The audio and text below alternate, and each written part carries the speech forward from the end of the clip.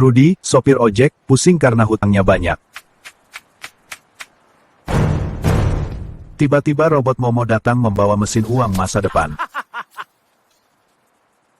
Mesin itu langsung mencetak uang tanpa henti. Uang semakin banyak sampai menutupi jalan. Rudy baru sadar, semua uang itu bertahun 2055.